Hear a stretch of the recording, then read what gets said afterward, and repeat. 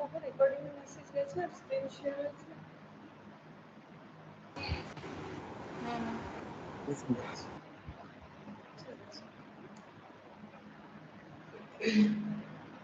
কিছু দেখুন अच्छा कंसाइनमेंट का कंसेप्ट देखो क्या था ये हम लोग जॉइंट वेंचर भी थोड़ा सा देखे थे और जॉइंट वेंचर में एक क्वेश्चन भी है वो भी कंसाइनमेंट का भी है वो भी हम लोग कर रहे हैं तो कंसाइनमेंट क्या है कंसाइनमेंट का मतलब अगर हम लोग बोले तो ये एक special type of sale transaction है स्पेशल टाइप इसीलिए है कि ये सेल हम लोग खुद से नहीं कर रहे हैं एजेंट के थ्रू से कर रहे हैं ठीक है तो कंसाइनमेंट हम लोग का क्या है स्पेशल ट्रांजैक्शन ये टॉपिक भी ना स्पेशल ट्रांजैक्शन बोल के ही रहता है कंसाइनमेंट और जॉइंट वेंचर और बिल्स ऑफ एक्सचेंज ठीक है ये होता है स्पेशल ट्रांजैक्शन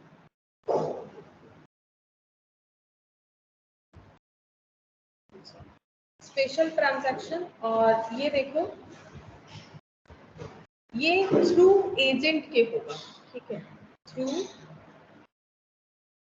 एजेंट ठीक है अगर हम लोग अपना प्रोडक्ट सेल करवाना चाहते हैं लेकिन हम लोग अपने शॉप में सिर्फ नहीं बेचना चाह रहे ठीक है हम लोग चाहते हैं कि हमारा प्रोडक्ट दूर भी बिके ठीक है मतलब अलग जगह पे भी बिके जैसे कि मान लो हम लोग कोलकाता में है तो हम लोग चाहते हैं हमारा प्रोडक्ट आउट ऑफ कोलकाता जैसे कि मान लो कोलकाता से बाहर किसी और स्टेट में जैसे दिल्ली मुंबई चेन्नई जो भी बोलो ठीक है स्टेट में अलग बोलो या फिर कोलकाता में हम लोग किसी पर्टिकुलर एरिया में प्रोडक्ट बेचते हैं किसी और एरिया में बिके किसी और डिस्ट्रिक्ट में मतलब बेसिकली अगर हमें अपने बिजनेस को बढ़ाना है तो हमें ज्यादा सेल करना पड़ेगा तो उसके लिए एक ऑप्शन होता है ब्रांच ओपन करना लेकिन ब्रांच ओपन करना काफी महंगा होता है क्यों महंगा होता है क्योंकि ब्रांच ओपन करने से हम लोग का क्या होगा अलग अलग जगह पे खर्चा ज्यादा लगेगा वहां पर हम लोगों को रेंट पे जो है शॉप लेना पड़ेगा रेंट पे लोग खरीदना तो बहुत महंगा होगा अगर रेंट पे लेंगे तो वो हमारा एक खर्चा बढ़ेगा वहां स्टाफ रखना पड़ेगा ठीक है तो ऐसा अलग अलग खर्चा बहुत ज्यादा हो जाएगा तो हम लोग इसके बदले क्या कर सकते हैं हम लोग एक एजेंट को अपॉइंट कर सकते हैं हमारे प्रोडक्ट को सेल करने के लिए ठीक है ऐसा पर्सन जो हमारे प्रोडक्ट को सेल कर देगा और बदले में क्या ले लेगा कमीशन ले लेगा ठीक है प्रोडक्ट को बेच के बदले में कमीशन ले लेगा यानी अगर एजेंट के थ्रू से हम लोग अपना प्रोडक्ट बिकवाते हैं तो उसे बोला जाता है कंसाइनमेंट ठीक है उसे हम लोग क्या बोलेंगे कंसाइनमेंट बोलेंगे अच्छा देखिए अगर इसको हम थोड़ा सा कंसाइजली बताएं कैसे होगा कंसाइनमेंट में मेनली दो पार्टी होता है ठीक है एक होता है कंसाइनर और एक कंसाइनर मैंने यहाँ पर एक नाम दे दिया मिस्टर ए ठीक है अच्छा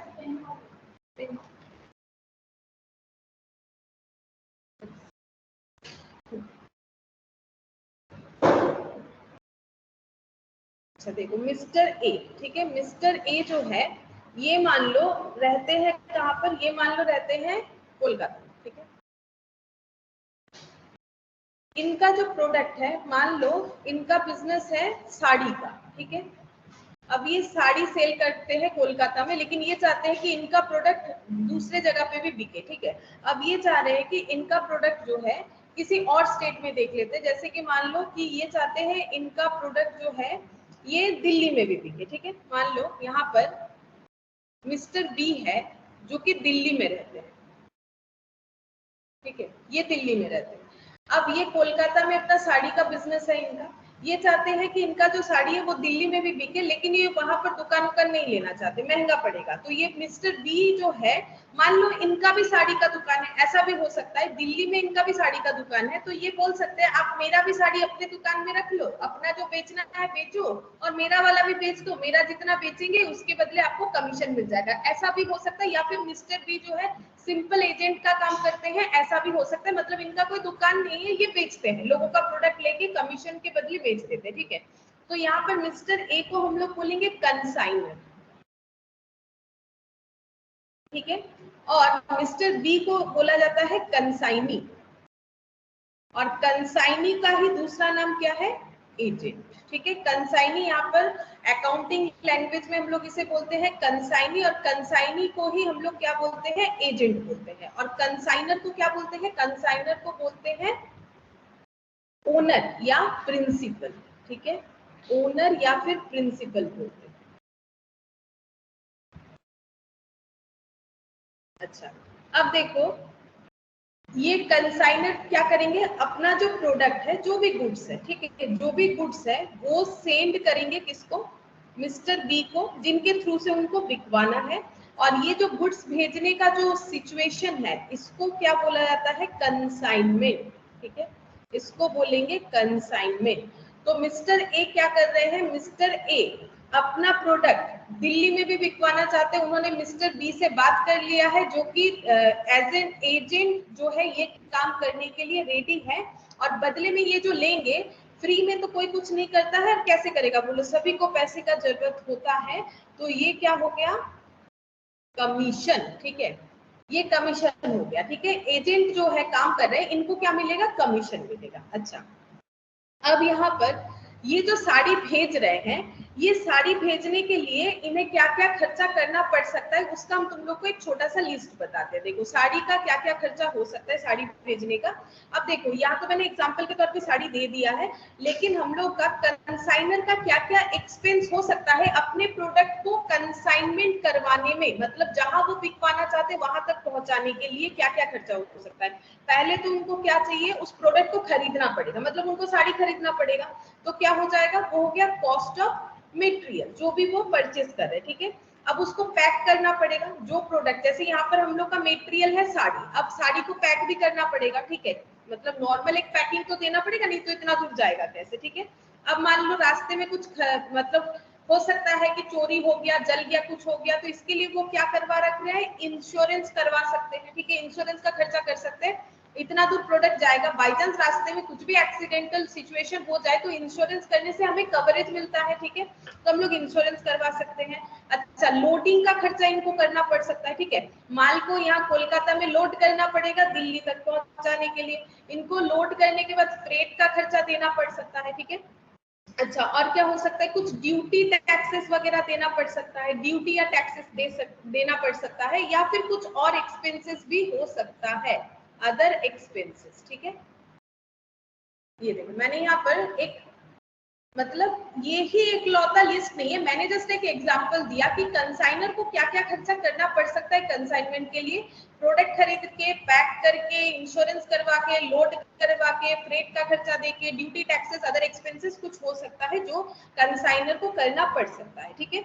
अच्छा, कंसाइनी का क्या क्या खर्चा हो सकता है, कंसाइनी का जो खर्चा है उसमें हम लोग लिख सकते हैं, कंसाइनी को प्रोडक्ट को करवाना पड़ेगा अनलोडिंग, ठीक है, अनलोडिंग करवाना पड़ेगा, तो उनको भी अनलोडिंग चार्जेस, फ्रेट चार्जेस, ये इनका भी लगेगा, लेकिन वहां पर लगेगा, ठीक है, जैसे मेरे एग्जांपल में दिल्ली में लगेगा। अच्छा, और क्या हो सकता है, इनको भी ड्यूटी टैक्सेस देना पड़ सकता है, ठीक है, ड्यूटी टैक्सेस वगैरह देना पड़ सकता है। अच्छा, और क्या खर्चा करना पड़ सकता है, ये जो गोडाउन में माल रखते हैं और बेचते हैं उसका रेंट हो सकता है, और क्या, सैलरी हो सकता है, ठीक है, एडवर्टाइजमेंट हो सकता है, इंश्योरेंस का खर्चा हो सकता है, और अदर एक्सपेंसेस, अदर एक्सपेंसेस हो सकता है, ठीक है। अच्छा, अब इसके अलावा यहाँ पर अब देखो, ये जो कंसाइनी जो भी खर्चा कर रहे हैं ना प्रोडक्ट को अनलोड करवाने का, या फिर फ्रेट, या फिर ड्यूटी या टैक्सेस, ये सभी खर्चा किसके लिए कर रहे हैं, अपने लिए नहीं कर रहे हैं, इनका प्रोडक्ट बिकवाने के लिए कर रहे हैं, तो ये सब खर्चा वो किससे लेंगे, कंसाइनर से लेंगे, ठीक है। तो मतलब ये सभी खर्चा वो कंसाइनर को बता देंगे कि आपके प्रोडक्ट को मेरे गोडाउन तक लेके जाने के लिए मेरा ये सब खर्चा हुआ है, तो ये सब खर्चा आप मुझे दे दीजिएगा, ठीक है।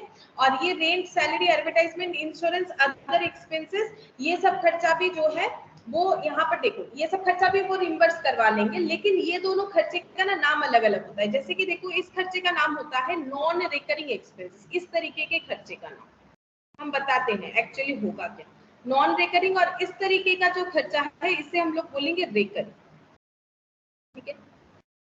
अब नॉन रिकरिंग और रिकरिंग खर्चे में फर्क क्या है, नॉन रिकरिंग का मतलब है कि प्रोडक्ट को जहां पर वो डिलीवरी किया गया है, अब देखो ये जब एक स्टेट से दूसरे स्टेट में जाएगा तो ट्रांसपोर्टेशन के थ्रू से जाएगा, या तो बस में जाएगा अगर बस वाला रास्ता है, ट्रेन में जा सकता है, ट्रक में जा सकता है, और वो एक पर्टिकुलर जगह पे खाली होगा, ठीक है, वहां से कंसाइनी प्रोडक्ट को कैरी करके लेके आएगा।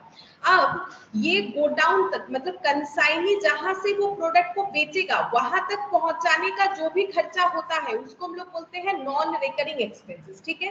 हम फिर से बोल रहे हैं, नॉन रिकरिंग एक्सपेंसेस का मतलब है कि प्रोडक्ट को जहां से पिक कर रहा है कंसाइनी वहां से लेके अपने शॉप तक पहुंचाने का जो खर्चा है उसको बोलते हैं नॉन रिकरिंग खर्चा।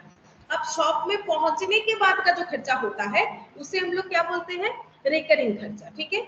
अच्छा, अब देखो क्यों, देखो रेकरिंग क्यों हो रहा है, और एक तरीके से भी देख सकते हो, रेंट तो बार बार देना पड़ेगा, रीऑफरिंग सैलरी भी हमें बार बार देना पड़ेगा, एडवर्टाइजमेंट भी हम लोग बार बार करेंगे, ठीक है। इंश्योरेंस का खर्चा भी हमारा क्या होता है, प्रीमियम वगैरह पे करते जाओ, या फिर ऐसा कोई एक्सपेंसेस जो हम लोग का बार बार ऑकर होगा। लेकिन एक प्रोडक्ट को लेके आने का अनलोडिंग, फ्रेट और ड्यूटी टैक्सेस बार बार नहीं होता है, वो तो एक ही बार होता है, ठीक है। तो ये बेसिकली डायरेक्ट एक्सपेंसेस की तरह ट्रीट कर सकते हो। और ये जो है, ये सारे खर्चे को क्या बोलेंगे, ये सारे खर्चे को, कंसाइनर का जितना भी खर्चा है उसे हम लोग बोलेंगे नॉन रिकरिंग एक्सपेंसेस।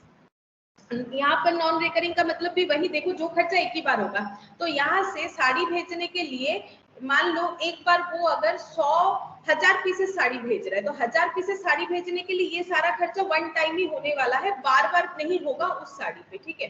तो ये हो गया, ये नॉन रिकरिंग, ये रिकरिंग खर्चा हो गया। अच्छा, अब यहाँ पर और एक पॉइंट समझो, ये जो साड़ी भेजा जा रहा है, ये साड़ी का जो है ओनरशिप किसका है, कंसाइनर का, ठीक है। कंसाइनी के पास क्या आएगा, ओनली पोजीशन, रखने का अधिकार, ठीक है, पोजीशन आएगा, वो रख सकता है लेकिन वो ओनर नहीं है। इसीलिए रास्ते में अगर किसी तरीके का साड़ी में कुछ भी प्रॉब्लम हुआ, मतलब मान लो कुछ चोरी हो गया या फिर कुछ भी एक्सीडेंटल सिचुएशन हुआ, तो सभी रिस्क किसका होगा, जिसका सामान उसी का होगा, ठीक है। कंसाइनी का इसमें कोई रिस्क नहीं होता है। जैसे मान लो कि ये अपनी दुकान में साड़ी रख लिए थे, इनका भी दिल्ली में दुकान था, अब मान लो साड़ी बिका नहीं दुकान में, मान लो कुछ पीसेस बिका कुछ पीसेस नहीं बिका, अगर वो पीसेस पड़े पड़े फट जाता है तो उसका जो लाइबिलिटी है वो मिस्टर ए पे ही आएगा, मिस्टर बी पे नहीं आएगा। मान लो कॉटन ज्यादा फेमस होता है तो कॉटन का मान लो, इनका मान लो कॉटन साड़ी का बिजनेस, अभी इन्होंने कॉटन का साड़ी भेज दिया, अब कॉटन कपड़ा क्या होता है, रखे रखे वो क्या होता है, फट जाता है, ठीक है। तो अब अगर फट गया तो उसका रिस्क कौन लेगा, मिस्टर, मिस्टर भी नहीं बोलेगा, मिस्टर भी बोलेगा देखो भाई हम रख लेंगे, लेकिन अगर कुछ भी लॉसेस होता है तो वो मुझे नहीं पता, बिकेगा तो हम पैसा दे देंगे और मेरा कमीशन रख लेंगे। और थर्ड पॉइंट यहाँ पर लिखो, इस बिजनेस में प्रॉफिट या लॉस जो भी होगा वो किसका होगा, कंसाइनर का होगा। तो फिर कंसाइनी का क्या इसमें से मतलब मिलने वाला क्या चीज है, कमीशन है। जैसे इनको प्रॉफिट लॉस मिलता है, इनको मिलता है कमीशन, ठीक है, इनको मिलता है कमीशन।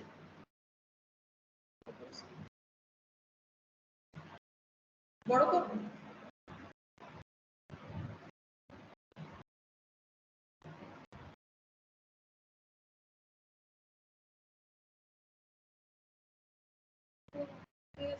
अच्छा, अब देखो यहाँ पर और एक पॉइंट ऐड कर देते हैं तो पूरे इसी पॉइंट में मेरा पूरा स्टोरी ही बन जाएगा। अब देखो, जैसे इनके पास सामान पहुंच गया, अब कंसाइनी का काम क्या है, इसको सेल करना। तो कंसाइनी क्या करेगा, प्रोडक्ट को कर देगा सेल, ठीक है, प्रोडक्ट को सेल कर देगा। सेल करने के बाद पैसा कलेक्शन कौन करेगा, कंसाइनी करेगा। अब दिल्ली में बिक रहा है तो पैसा तो उसी को मिलेगा ना, तो कलेक्शन करेगा। अच्छा, कलेक्शन करने के बाद वो पैसा किसको देगा, कंसाइनर को देगा, ठीक है, वो पैसा कंसाइनर को देगा। लेकिन कैसे देगा वो भी सुनो, तो ये पैसा कलेक्ट हुआ, कलेक्ट होने के बाद वो देखेगा कि उसने क्या क्या खर्चा किया, प्लस उसे कमीशन मिलेगा।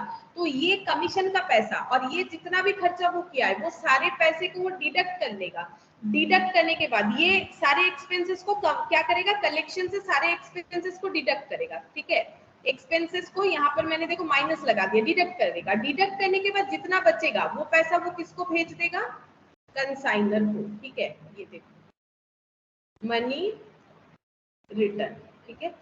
ये देखो, ये पूरे फ्लो चार्ट में ना हम लोगों का कंसाइनमेंट का कंसेप्ट पूरा हो जाता है। ये जितना भी पैसा है वो क्या हो जाएगा, कलेक्ट करके वो भेज देगा किसको, कंसाइनर को, ठीक है। अच्छा, अब यहाँ पर देखो,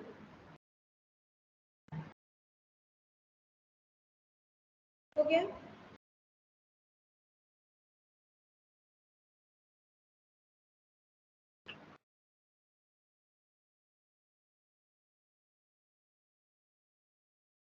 अच्छा देखो नेक्स्ट हम लोग यहाँ पर देखो कंसाइनमेंट का पूरा कंसेप्ट हम लोग का एक बन गया ओवरऑल। अब हम लोग थोड़ा सा यहाँ पर लिख लेते हैं कि कंसाइनमेंट में कंसाइनमेंट और नॉर्मल सेल में फर्क क्या है। तो 2-3 पॉइंट लिखवा देते हैं। देखो कंसाइनमेंट और नॉर्मल सेल में फर्क क्या है, कंसाइनमेंट और सेल, ठीक है, इसमें फर्क क्या है। कंसाइनमेंट में 2 पार्टी होता है, ठीक है, कौन कौन, कंसाइनर कंसाइनी, या फिर बोल सकते हैं प्रिंसिपल एंड एजेंट, ठीक है, प्रिंसिपल एजेंट बोल लो, या फिर बोल सकते हो प्रिंसिपल को क्या बोलेंगे, कंसाइनर, और एजेंट को क्या बोलेंगे, कंसाइनी, ठीक है। सेल में 2 पार्टी होता है, कौन कौन, बायर एंड सेलर, या फिर इसको अकाउंट्स के लैंग्वेज में क्या बोलते हैं, डेटर एंड क्रेडिटर, ठीक है। सेकेंड पॉइंट, यहाँ पर कंसाइनमेंट में क्या होता है, पोजीशन, प्रोडक्ट का पोजीशन ट्रांसफर कर दिया जाता है किसको, एजेंट को, ठीक है। लेकिन जब हम लोग किसी को प्रोडक्ट सेल करते हैं तो पोजीशन ओनरशिप दोनों ही ट्रांसफर हो जाता है किसको, बायर को, ठीक है। यहाँ पर लिखेंगे both possession and ownership transfer to buyer, ठीक है। जैसे हम लोग कुछ खरीद लेते हैं तो पोजीशन भी मेरा, ओनरशिप भी मेरा, लेकिन यहाँ कंसाइनमेंट के केस में ऐसा नहीं होता है। कंसाइनर कंसाइनी को जो ट्रांसफर करता है गुड्स, वो रखने का सिर्फ उसको पोजीशन रहता है। यहाँ पर प्रोडक्ट जो ट्रांसफर हुआ उसका रिस्क किसके पास रहता है, कंसाइनर, लेकिन यहाँ पर जो गुड्स सेल हो गया उसका रिस्क किसको बेयर करना पड़ेगा, बायर को। खरीदने के बाद मान लो मैंने एक मोबाइल खरीद लिया और शॉप से बाहर आते मेरे हाथ से गिर के वो टूट गया, बस मेरा ही लॉस है, ठीक है, उसमें किसी और का लॉस नहीं है। अच्छा, अब फोर्थ नंबर देखो, कंसाइनमेंट में बनता है एक प्रोफोर्मा इनवॉइस, ठीक है, प्रोफोर्मा इनवॉइस। इनवॉइस का मतलब क्या है, बिल होता है, ठीक है। बेसिकली प्रोफोर्मा इनवॉइस का मतलब है कि एक्चुअली ये बनाता कौन है, प्रोफोर्मा इनवॉइस बनाता है कंसाइनर, ठीक है। कौन बनाता है, कंसाइनर बनाता है। ये क्या लिखता है, ये जो प्रोडक्ट भेज रहा है ना, इतना साड़ी, इतना ये सब डिटेल्स लिख के भेज देता है कंसाइनर को, सॉरी कंसाइनी को। तो प्रोफोर्मा इनवॉइस कौन बनाएगा, देखो बिल कौन बनाएगा, जिसका सामान है वही बनाएगा। उसमें क्या हुआ, क्या लिखा हुआ रहता है, कितने क्वांटिटी में प्रोडक्ट भेजा, हर एक प्रोडक्ट का क्या है, वेराइटीज, रेट, ठीक है, जो भी डिटेल्स होगा, ठीक है। जैसे हम 2-3 पॉइंट लिख देते हैं, वेराइटीज, रेट्स, और क्या बोले, वेराइटीज, रेट्स और क्वांटिटी, टाइप्स ही तो वेराइटीज हो गए, चलो एटसेट्रा लिख देते हैं, ठीक है। और तो अभी दिमाग में कुछ नहीं आ रहा। प्रोफोर्मा इनवॉइस का मतलब है कंसाइनर जो भी भेज रहा है उसका जो डिटेल्स बना के देता है उसी को हम लोग बोलते हैं प्रोफोर्मा इनवॉइस। अब उसमें ये सब डिटेल्स रह सकता है। अच्छा, अब सेल में क्या बनता है, सेल में भी इनवॉइस बनता है, उसको हम लोग क्या बोलते हैं, सेल इनवॉइस, ठीक है। सेल इनवॉइस कौन बनाता है, सेलर, जो बेचेगा वही बनाएगा, सेल इनवॉइस बनाएगा सेलर, ठीक है। अच्छा, फिफ्थ नंबर, कंसाइनमेंट में ओनली मूवेबल जो प्रोडक्ट होता है वही कंसाइनमेंट में हम लोग सेल, मतलब कंसाइनमेंट के थ्रू से सेल कर सकते हैं। अगर प्रोडक्ट मूवेबल नहीं होगा तो हम लोग कंसाइनी तक पहुंचा ही नहीं सकते हैं। मतलब जैसे अगर किसी का कंस्ट्रक्शन का काम है, बिल्डिंग बनाता है, तो वो कैसे भेजेगा, वो भेज नहीं सकता है ना, बिल्डिंग उठा के थोड़ी ना भेज देगा, ठीक है। अच्छा, अब यहाँ पर सेल कैसा हो सकता है, एनी टाइप प्रोडक्ट, ठीक है। सेल तो हम लोग कोई भी प्रोडक्ट का कर सकते हैं। अच्छा, अब देखो यहाँ पर sixth number point, sixth number में लिखेंगे, यहाँ पर प्रॉफिट लॉस जो है वो बिलोंग करता है कंसाइनर को, और यहाँ पर जो प्रॉफिट लॉस है वो बिलोंग करता है किसको, सेल के केस में सेलर को, सेलर को। अच्छा, नेक्स्ट लिखेंगे यहाँ पर return always possible, return always possible. Return का मतलब जैसे मान लो कि वो साड़ी पूरा नहीं बेच पाए, बोल रहा है कि ये बच गया है, हम रिटर्न कर देते हैं आपको, ठीक है। तो अगर वो रिटर्न करना चाहता है कर सकता है, कंसाइनर थोड़ी ना बोलेगा नहीं बेच पाए फिर भी आप ही को रखना पड़ेगा, ऐसा नहीं बोल सकता है, ठीक है। रिटर्न पॉसिबल है, किसके लिए बोल रहे हैं, कंसाइनी टू कंसाइनर, ठीक है। कंसाइनी टू कंसाइनर में रिटर्न पॉसिबल है। लेकिन अगर हम लोग नॉर्मली क्या होता है, एक चीज हम लोगों ने कुछ खरीद लिया, अब अगर हम लोग रिटर्न करना चाहे, आज के डेट पे अगर देखें तो ऑनलाइन वाले केसेस में काफी वो मतलब फ्लेक्सिबिलिटी है कि हम लोग चाहे तो रिटर्न कर सकते हैं, लेकिन अभी भी बहुत रिजिड है हर जगह पे, लेकिन ऐसा नहीं होता है। हाँ, हमें प्रोडक्ट वापस कर देंगे, पैसा नहीं मिलता है, बोलते हैं इसके बदले कुछ ले लो, ठीक है, तो इजी रिटर्न तो है नहीं। तो यहाँ पर लिखेंगे रिटर्न नॉट पॉसिबल ऑलवेज, ठीक है, ऑलवेज। आज के डेट पे थोड़ा सा पॉसिबिलिटीज है, काफी है, ठीक है, पहले तो कुछ भी नहीं था पॉसिबिलिटीज। अच्छा, और एक लास्ट पॉइंट मुझे लिखवाना है, सिर्फ कंसाइनमेंट के साइड में आएगा, इसमें लिखेंगे 8 नंबर पॉइंट, इसमें लिखेंगे कि अकाउंट्स सेल, ठीक है, जैसे प्रोफॉर्मा इनवॉइस होता है ना, वैसे अकाउंट सेल्स बनाता है, ठीक है, ये कौन बनाता है, कंसाइनी बनाता है, ठीक है, कंसाइनी बनाता है, मतलब वो क्या लिखता है, ये सब कितना प्रोडक्ट बेच दिए, कितना कमीशन है, कितना मैंने खर्चा किया आपके प्रोडक्ट के लिए, मेरा कितना अपलोडिंग अनलोडिंग खर्चा लगा, फ्रेट का खर्चा, ड्यूटी, टैक्सेस, ये सब चीज का डिटेल्स लिख के, मेरा कितना कमीशन है, ये सब लिख के वो बता देते हैं, ठीक है। वो डिटेल्स जहां रहता है उसको बोलते हैं अकाउंट्स सेल। तो यहाँ पर लिखते हैं अकाउंट सेल्स कंसाइनी बनाता है, उसमें सेल कितना हुआ, क्वांटिटी, कमीशन का क्या डिटेल्स है, कितना कमीशन मिलेगा उनको, ठीक है, एक्सपेंस, अगर उन्होंने कुछ भी एक्सपेंसेस किया, जैसे कि रिकरिंग नॉन रिकरिंग दोनों, कुछ एडवांसेस अगर उन्होंने लिया था पहले, वो सब लिख देते हैं। देखो एडवांस का बात कब आता है वो भी बताते हैं। क्या होता है ना, मांगता है, अब देखो ये अपना साड़ी उसको दे रहा है, अगर वो साड़ी लेके भाग गया तो, मतलब चोरी कर लिया तो, या फिर मान लो मोबाइल का ये है, मोबाइल दिया, अब मोबाइल लेके सारा भाग गया तो क्या होगा, तो फिर क्या होता है ना, कंसाइनर बोलता है कि आप सिक्योरिटी डिपॉजिट के तौर पे मुझे कुछ एडवांस दे दो, ठीक है, ऐसा वो बोल सकता है कंसाइनर। मतलब यहाँ पर कौन बोलेगा, लॉजिक देखो, मिस्टर ए बोलेगा कि हम आप तो बोल रहे एजेंट का काम करते हैं, सही है, सब ठीक है, लेकिन आप एक काम करो, आपको हम साड़ी देंगे, अगर आप मतलब अगर ऐसा हुआ कि आप मेरा प्रोडक्ट लेके भाग गए तो क्या होगा।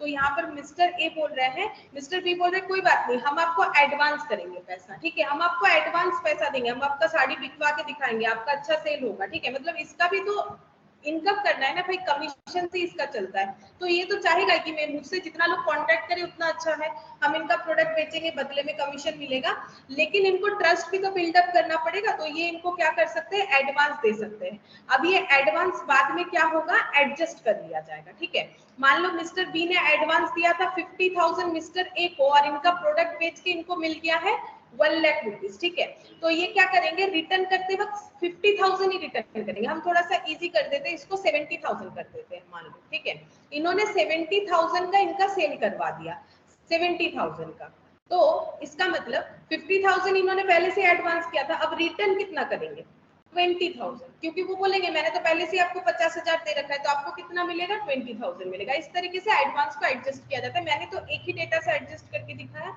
पूरे डेटा से एडजस्ट होता है, ठीक है। तो ये एडवांस का कंसेप्ट तब आता है, ट्रस्ट बिल्डअप करने के लिए कंसाइनर को एडवांस देता है। अब देखो जो कमीशन का बात हो रहा था, कमीशन कितने तरीके का होता है, कंसाइनमेंट में कमीशन हम लोग का मेनली 2 तरीके का होता है, एक होता है ऑर्डिनरी, एक होता है स्पेशल कमीशन, ऑर्डिनरी और एक होता है स्पेशल। ऑर्डिनरी कमीशन मतलब जो कि फिक्स्ड परसेंटेज में होगा, सेल के ऊपर दिया जाएगा, ऑन ग्रॉस सेल, मतलब बोल दिया 10% ऑन सेल, तो जितना सेल होगा उस पे 10%, इसको बोलते हैं ऑर्डिनरी कमीशन। और एक तरीके का कमीशन होता है स्पेशल, जिसका 2 पार्ट है, एक है हम लोग का ओवरराइडिंग और एक है हम लोग का ओवरराइडिंग और एक है हम लोग का डेल क्रेडियर, ठीक है। अच्छा, ओवरराइडिंग कमीशन का मतलब क्या है, ओवरराइडिंग कमीशन का मतलब ये होता है कि मान लो कंसाइनर ने बोला था कि एक एक साड़ी 1000 रुपए में बेच देना, ठीक है, लेकिन कंसाइनी ने क्या किया, एक एक साड़ी 1200 में बेच दिया, ठीक है, तो ये कंसाइनर के लिए क्या हो गया, बेनिफिट। अब कंसाइनर बोलेगा, सॉरी कंसाइनी बोलेगा कंसाइनर को कि देखो मैंने आपने जो बोला था उससे भी ज्यादा बिकवा दिया, तो मेरा कमीशन कुछ बढ़ाइए। तो ये पहली बात हो जाता है कि आप जो प्राइस फिक्स करोगे, अगर हम उससे ज्यादा में बेच देते हैं, क्या आप मुझे कुछ दोगे एक्स्ट्रा, तो जो एक्स्ट्रा देना पड़ेगा उसको हम लोग क्या बोलते हैं, ओवर राइडिंग, क्योंकि जो बोला था उसको ओवरराइड कर दे रहा है, ठीक है, इसीलिए हम लोग इसको बोलते हैं ओवरराइडिंग कमीशन। तो लिखो, it is allowed to push sales at price higher than fixed by consignor। Consignor ने जो फिक्स्ड किया था उससे अगर ज्यादा में हम लोग बेच देते हैं, ठीक है, तब ये कमीशन, मतलब बेसिकली बोल सकते हो कंसाइनर भी ऑफर कर सकता है, हम जो बोल रहे हैं उससे ज्यादा में अगर बेचोगे तो आपको ओवरराइडिंग कमीशन दे देंगे, ठीक है। डेल क्रेडियर क्या होता है, देखो अब सेल होगा तो क्रेडिट में भी होगा, कैश में भी होगा। अब दिल्ली में मान लो क्रेडिट में भी सेल हो रहा है, कैश में भी हो रहा है। अब बैड डेट होने का चांसेस कब रहता है, जब हम लोग का क्रेडिट सेल होगा। अब कस्टमर पकड़ने के लिए क्रेडिट में भी तो बेचना पड़ेगा। मिस्टर बी अगर बोलेगा हम सिर्फ कैश में ही बेचेंगे, तब तो मिस्टर ए का प्रोडक्ट बिकने से रहा। तो फिर मिस्टर बी अगर क्रेडिट में सेल कर रहा है मिस्टर ए का प्रोडक्ट, तो मे भी बैड डेट हो सकता है। तो वो बैड डेट का रिस्क किसको जाएगा, ए को ही जाएगा, मतलब कंसाइनर को ही जाएगा, क्योंकि उसका ही सामान है। सिर्फ बी तो उसका रिस्क नहीं लेगा, क्यों लेगा, नॉर्मली भी उसका रिस्क नहीं लेगा। अगर पूछ लेगा भाई मुझे क्रेडिट सेल करना है कि नहीं करना है, अगर मिस्टर ए बोल देते नहीं मेरा जो भी सेल करोगे कैश ही करोगे, तो बात अलग है। लेकिन मिस्टर ए बोलते कैश भी करो क्रेडिट भी करो, तब मिस्टर बी बोलेगा देखो क्रेडिट पे करने से बैड डेट होगा, तो मिस्टर ए बोलेगा हाँ ठीक है, वो तो सही बात है, वो तो कोलकाता में भी होता है, ऐसा नया चीज तो कुछ है नहीं कि दूसरे जगह बेचेंगे तो बैड डेट नहीं होगा, वो तो पार्ट ऑफ बिजनेस है, होने दो, कोई प्रॉब्लम नहीं है, मेरा सामान है हम समझ लेंगे। तब मिस्टर बी क्या करेंगे, क्रेडिट में भी बेचेंगे। अब अगर मिस्टर बी ऐसा बोल रहे हैं कि आपका अगर कोई बैड डेट हुआ उसका लॉस भी हम बियर करेंगे, अगर ऐसा बोल रहे हैं। अब ऐसा क्यों बोलता है, अब उसका बिजनेस पॉलिसी होगा कि हम बैड डेट को जो है, वो लोकल है मान लो दिल्ली का, वो चाहे तो लोगों से रिकवर भी कर सकता है बाद में पैसा बोल के, ठीक है, कि हाँ भाई पैसा दे दो, उसके पीछे लग लग के रिकवर भी कर सकता है, या फिर हो सकता है कि उसका कुछ बेनिफिट रह जाएगा, फिर भी बैड डेट का लॉस लेने के बाद भी तो वो एग्री है।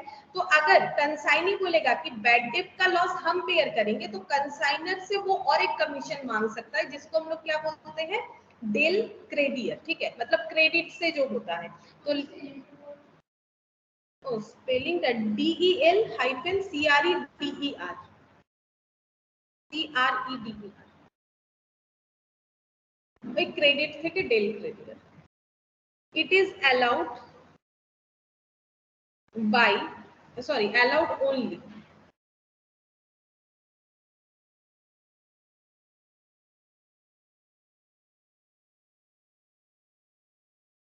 undertakes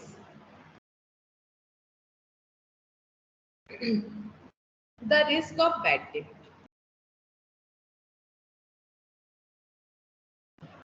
अगर कंसाइनी बैड डेट का रिस्क लेने के लिए रेडी है तो उसे डेल क्रेडियर कमीशन मिल जाता है। अब ये डिपेंड करता है, कंसाइनी का ओन चॉइस है कि उसे लेना है या नहीं लेना है, ठीक है। अच्छा, अब यहाँ पर एक लॉस का पॉइंट भी बताते हैं, उसके बाद ही हम लोग क्वेश्चन करेंगे।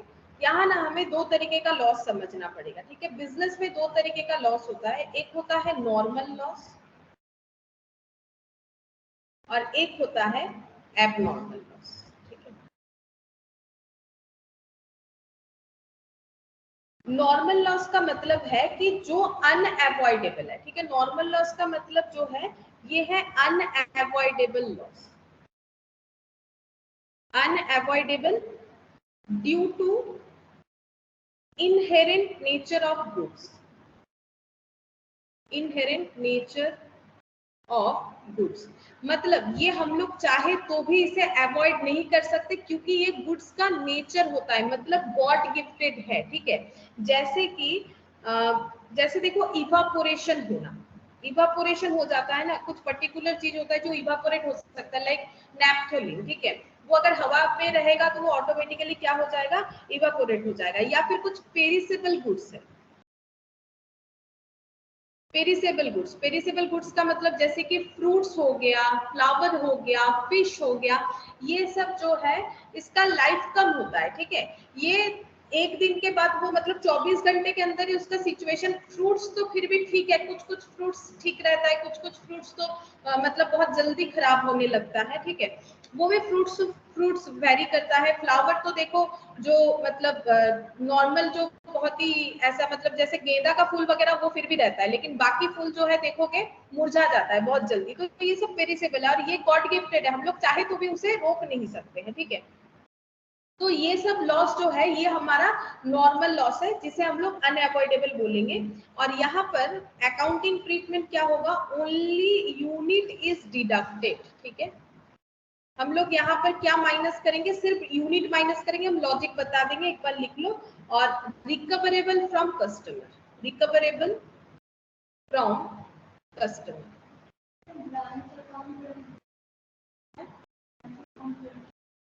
ব্রাঞ্চ অ্যাকাউন্টের মতো বলতে পারেন, ওখানে নরমাল লস অ্যাবনরমাল লসের কনসেপ্টটা সেম।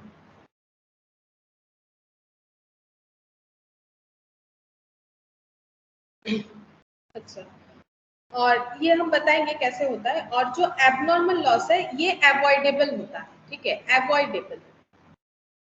Avoidable loss. और ये कैसे होता है, due to abnormal factors like fire, theft etcetera. चोरी हो जाना, आग लग जाना, इसको देखो हम लोग बोलेंगे चोरी होगा तो कैसे रोक सकते हैं, वो तो अलग बात है, हम लोग जानबूझ के थोड़ी ना सोचेंगे कि हमारा चोरी हो जाए। लेकिन अकाउंट्स हमें क्या बोल रहा है कि देखो आप अगर ध्यान रखते तो आप चोरी को रोक सकते थे, लेकिन फ्रूट्स का खराब हो जाना ये हम लोग रोक नहीं सकते हैं, ठीक है। वैसे तो देखो चोरी का भी रोकना हमारे हाथ में है तो नहीं, वैसे कैसे रोक लेंगे। देखो अगर किसी को पता होता है कि मेरे दुकान में चोरी होने वाला है, वो कुछ ना कुछ पहले से ही सोच लेता है। फिर भी अकाउंट्स हमें बोल रहा है कि अगर अवॉइडेबल लॉस था तो उसे हम लोग यहाँ पर कैसे कंसीडर करेंगे, बोल रहा है unit as well as amount is deducted. और यहाँ पर लिखेंगे नॉट रिकवरेबल फ्रॉम कस्टमर,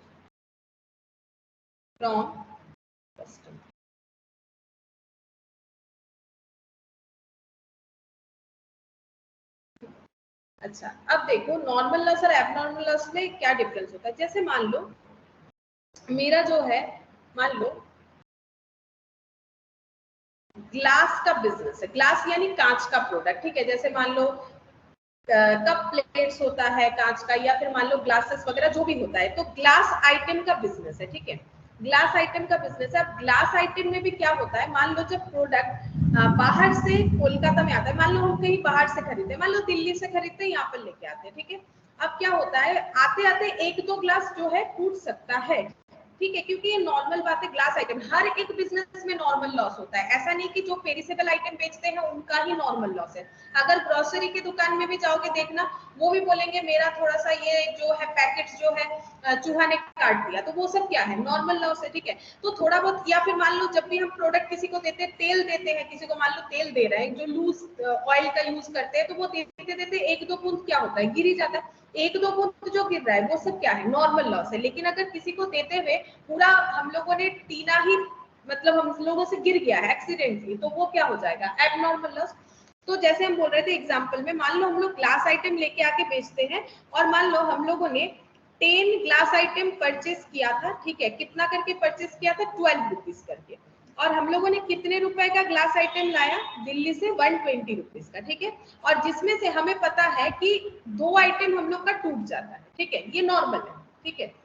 तो 2 आइटम टूट जाता है, तो हम लोग के पास कितना ग्लास आइटम आके पहुंचा, 8, ठीक है, 8 जो कि हम लोग सेल कर सकते हैं। आया हमारे पास 10 आइटम है, लेकिन 2 टूट गया, ये नॉर्मल है। ठीक है, नॉर्मल है इसीलिए क्योंकि हर एक बिजनेस में एक नॉर्मल लॉस होता है। अगर घर पे खाना भी बनाओगे ना तो देखोगे गैस के ऊपर कुछ ना कुछ तो थोड़ा थोड़ा गिरते ही रहता है, तो ये होता है क्या, नॉर्मल लॉस, वो हम लोग रोक नहीं सकते। वैसे ही इनका ग्लास आइटम थोड़ा बहुत टूट जाता है, 2 टूटता है, 10 में 2 टूटता है, ये नॉर्मल बात है। और ये नॉर्मल इसीलिए है क्योंकि ये सभी के बिजनेस में होना चाहिए, तभी ये नॉर्मल होता है। जैसे घर पे किसी के घर पे जाओ, जब माँ खाना बनाती है तो सभी के यहाँ पर देखना गैस में थोड़ा थोड़ा थोड़ा थोड़ा कुछ ना कुछ गिर जाता है, ठीक है। ऐसा कोई भी घर नहीं है जहां पर कुछ नहीं गिरता है। तो ये हो गया 8 आइटम्स इनके पास आया। अब 8 आइटम्स, लेकिन इनका पॉकेट से कितना पैसा गया, 120 ही गया। अब एक एक ग्लास आइटम कितने का बन रहा है देखो, पहले तो 12 रुपए करके था, ठीक है, 12 रुपए करके था, अब 120 रुपए का ही खर्चा हुआ, लेकिन 8 आइटम्स आके पहुंचा तो हम लोग का एक एक आइटम का कॉस्ट कितना हो गया, 15 करके। अब अगर हम लोग सेल प्राइस डिसाइड करेंगे कि ये ग्लास आइटम कितने में बेचे, तो कौन से प्राइस पे डिसाइड करेंगे, 15 के ऊपर हमें डिसाइड करना चाहिए। मतलब हम लोगों ने अपना लॉस कस्टमर पे चढ़ा दिया, हम लोगों ने 12 रुपए में खरीदा लेकिन 15 में हमारा कॉस्ट डिसाइड करें, तो सेलिंग प्राइस क्या हो जाएगा, 15 प्लस प्रॉफिट, ठीक है।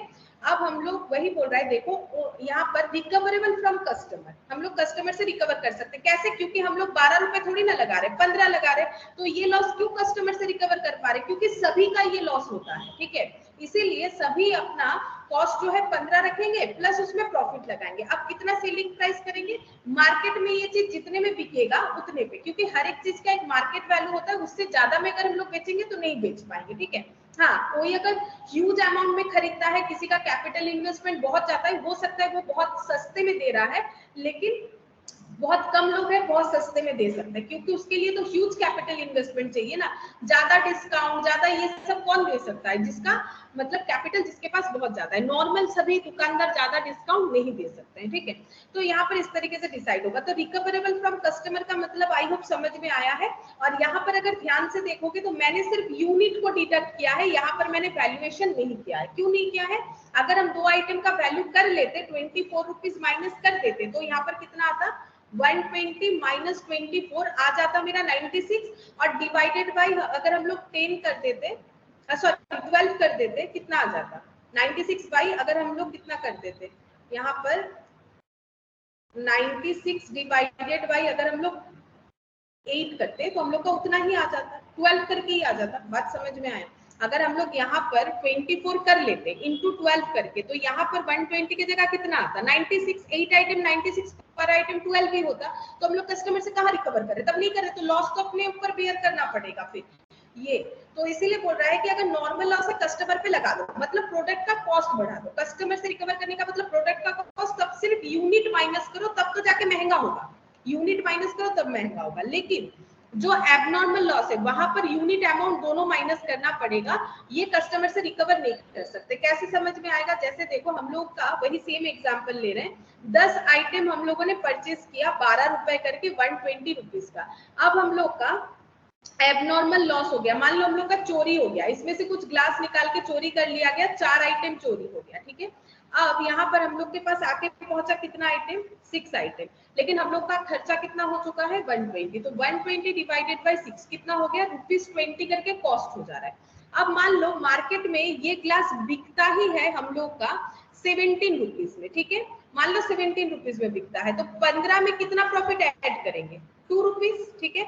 लेकिन यहाँ तो कॉस्ट ही 20 हो रहा है, तो कोई कस्टमर खरीदेगा, मार्केट में मैक्सिमम प्राइस 17 है, अब कोई चाहे तो इससे थोड़ा कम में दे सकता है, तो कम में कितना कम में दे देगा, 16 रुपया, 16.5 रुपया ज्यादा से ज्यादा। तो यहाँ पर 20 अगर हम अपना कॉस्ट ही लगाएंगे तो मुझे कोई क्यों देगा।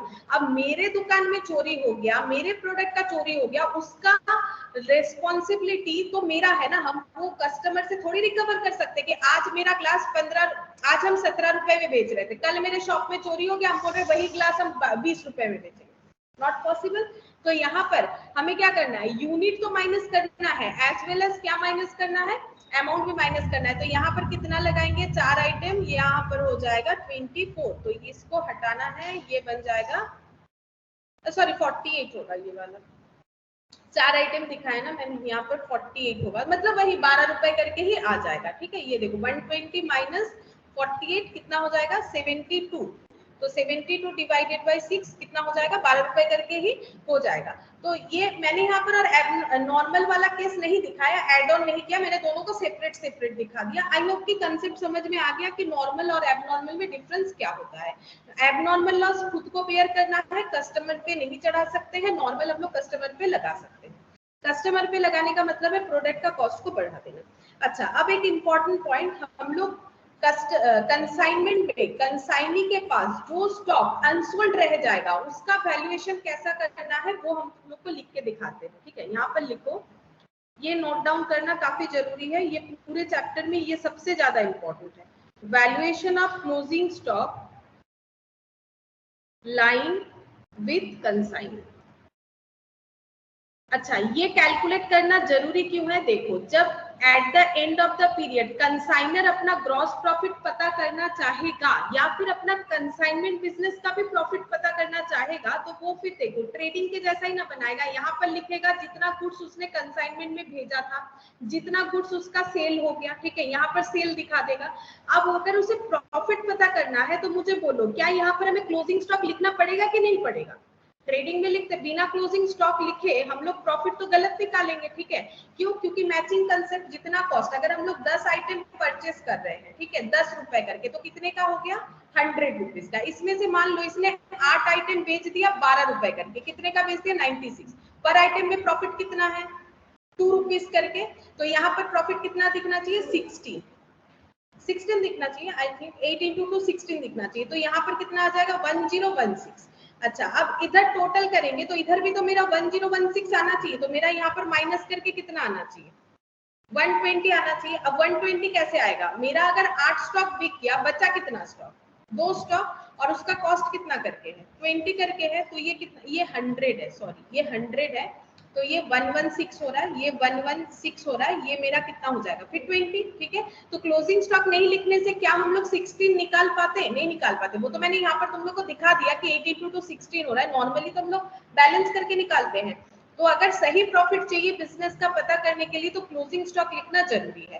अब अगर इनको पता करना है कि मेरा कंसाइनमेंट में कितना प्रॉफिट हुआ, तो इनको वो क्लोजिंग स्टॉक का भी वैल्यू करना पड़ेगा जो कंसाइनी के पास पड़ा हुआ है, ठीक है। अब वो कैसे वैल्यू करेंगे, पहले तो उन्होंने जितना स्टॉक भेजा वो लिखेंगे, तो cost of goods send by consignor, यहाँ पर यूनिट और अमाउंट, यूनिट अमाउंट। अच्छा, फिर क्या होगा, भेजने के बाद देखो मैंने यहाँ पर पूरा जो तुम लोग को स्टोरी दिखाया था ना, उसी पे हमें चलना पड़ेगा। पहले साड़ी भेज दी, साड़ी भेजने के बाद ये सब खर्चा हो सकता है कंसाइनर का, ठीक है, जिसको हम लोग बोलते हैं नॉन रिकरिंग एक्सपेंसेस। तो कंसाइनर का जितना भी खर्चा है वो सारा इसमें ऐड होगा, क्यों होगा वो भी बता देते हैं, लिखो all expenses incurred by consignor, ठीक है, मतलब कंसाइनर को इस गुड्स को भेजने का जितना खर्चा है वो सारा इस प्रोडक्ट में ऐड करना पड़ेगा, क्यों बोल रहा हूं, क्योंकि वो तो वो कस्टमर से रिकवर करेगा ना। अब कोलकाता से दिल्ली भेजने का कोई खर्चा हो रहा है तो प्रोडक्ट का वैल्यू तो बढ़ जा रहा है। मान लो हम कोलकाता में ये मोबाइल को 10,000 में बेच सकते हैं, अब दिल्ली पहुंचा रहे हैं, उसके बाद हम बेचने का सोच रहे हैं, तो अब दिल्ली जाते जाते मान लो पर मोबाइल पे 200 रुपए का खर्चा एक्स्ट्रा हो जाता है, तो मेरा प्रोडक्ट का दाम अब 10,000 कहाँ रहा, 10,200 हो गया, तो मुझे जितना भी खर्चा मैंने किया है वो सारे मेरे प्रोडक्ट पे ऐड होगा। अब प्रोडक्ट पे ऐड होने से यूनिट नहीं बढ़ेगा, कॉस्ट बढ़ेगा, ठीक है। तो यहाँ पर ऐड करके होगा total cost of goods sailed, ठीक है। यहाँ से ये पता चलेगा कि जितने गुड्स भेजे गए उसका टोटल कॉस्ट कितना हो गया, ठीक है। अब क्या हो जाएगा, अब लेस करेंगे cost of goods not reached to the city of consignee, ठीक है। कंसाइनी के सिटी में जो गुड्स नहीं पहुंचा उसका यहाँ पर वैल्यूएशन करेंगे, क्यों करेंगे, मुझे कैलकुलेट करना है क्लोजिंग स्टॉक। अगर क्लोजिंग स्टॉक किसके पास रहेगा, कंसाइनी के पास रहेगा। अगर कंसाइनी तक सामान पहुंचा ही नहीं है तो वो मेरा क्लोजिंग स्टॉक का हिस्सा नहीं होना चाहिए। ऐसा कौन सा सामान हो सकता है जो कंसाइनी तक नहीं पहुंचा, अगर कोई गुड्स इन ट्रांजिट है, ठीक है, मतलब अभी तक उसके पास, मतलब कोलकाता से दिल्ली के बीच में पड़ा हुआ है, ठीक है, मतलब वो रास्ते में है, ट्रांसपोर्टेशन में है, तो उसको हम लोग क्या बोलते हैं, goods in transit. Goods steel in transit लिख दो, steel in transit, steel in transit. अगर कोई गुड्स अभी तक डेस्टिनेशन तक नहीं पहुंचा तो वो उसके गोडाउन का हिस्सा नहीं हो सकता है, तो हमें इसका unit as well as amount दोनों ही माइनस कर देना है, ठीक है। और एक पॉइंट हो सकता है गुड्स लॉस्ट इन ट्रांजिट, ठीक है। अगर कोई गुड्स रास्ते में ही जो है खराब हो चुका है, मतलब सेल करने लायक नहीं है, लॉस्ट इन ट्रांजिट हो चुका है, तो वो भी कंसाइनी के गोडाउन में नहीं होगा।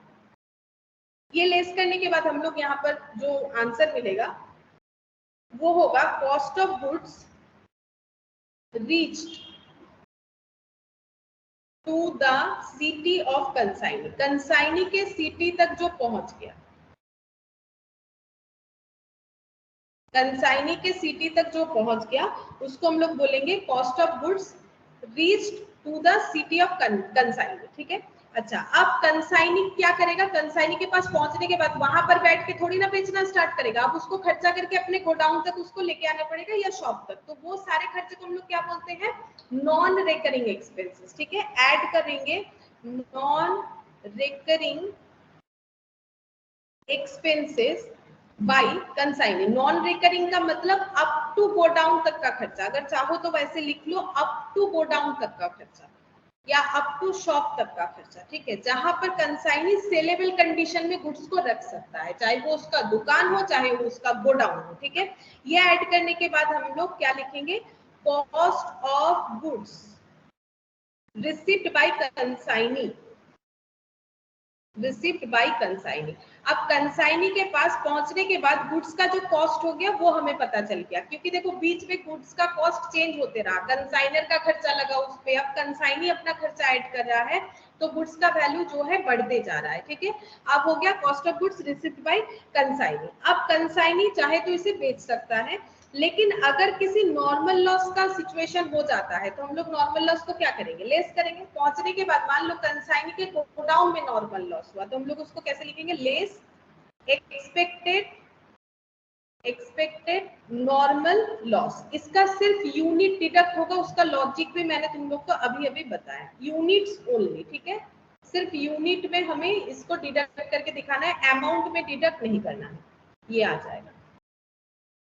अच्छा, इसको हम लोग लिखेंगे cost of goods available for sale, ठीक है, अवेलेबल फॉर सेल।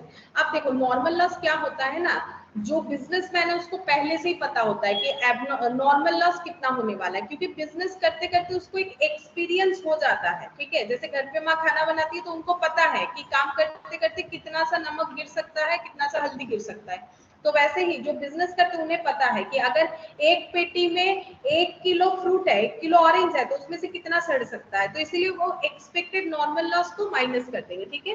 तो cost of goods available for sale, और यहाँ से जितना सेल हो जाएगा वो हम लोग कर देंगे माइनस, ठीक है। सेल को माइनस करेंगे, लेकिन ये कौन सा होगा? सेल वैल्यू पे नहीं होगा, इसको माइनस करना पड़ेगा कॉस्ट ऑफ गुड्स सोल्ड, ठीक है। एक्चुअली जो गुड्स हम लोग का बिक गया, एक काम करो इसको ब्रैकेट में डाल दो, ठीक है।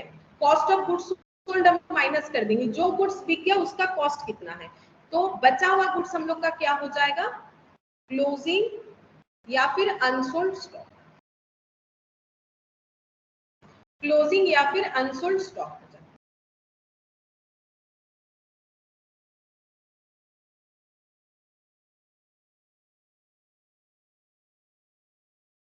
ठीक है। अच्छा देखो, तो एक बार लगभग मेरा समझाना तो हुआ ओवरऑल कंप्लीट। अब हम लोग यहाँ से क्वेश्चन कर सकते हैं। देखो यहाँ पर पहला क्वेश्चन देखो क्या दिया है, बोल रहा है Ram and company of Calcutta consign 50 cases of goods at 200 each to Nathan of Bombay, ठीक है। तो कैलकाटा से प्रोडक्ट कहाँ जा रहा है? बॉम्बे जा रहा है, तो राम एंड कंपनी कौन हो गए? कंसाइनर, ठीक है। और नाथन ऑफ बॉम्बे क्या हो गया? कंसाइनी, ठीक है। अब क्या जा रहा है? बोल रहा है क्या प्रोडक्ट है वो नहीं पता, 50 केसेस जा रहा है, एक एक केस जो है वो 200 करके है, तो टोटल कितने वैल्यूएशन का स्टॉक जा रहा है? 50 इंटू 200 कितना हो जाएगा? 10,000। The consignor pays 200 for insurance and for freight 300, Nathan sent and account sales, अभी भी मैंने बताया अकाउंट सेल क्या होता है, सेल का डिटेल्स होता है जो कौन भेज सकता है, ऑब्वियसली कंसाइनी भेजेगा, जहां पर उसने ग्रॉस प्रोसीड्स यानी सेल कितने का दिखाया है कि मैंने 24,000 का सेल किया है। The expenses paid by Nathan were dock duties 20, carriage 50, warehousing expenses 130। और नाथन ने प्रोडक्ट को अपने गोडाउन तक लेके आने के लिए क्या क्या खर्चा किया है, डॉक ड्यूटीज मतलब डॉक में माल खाली हुआ होगा, कैरेज दिया है, और वेयर हाउस में, वेयर हाउस होता है माल खाली होने के बाद वेयर हाउस में लगा देते, फिर अपना अपना प्रोडक्ट वेयर हाउस से लेके आओ, ठीक है, ये सब खर्चा दिया होगा। तो ये सारे खर्चे क्या होंगे, रिकरिंग या नॉन रिकरिंग, क्या लगता है?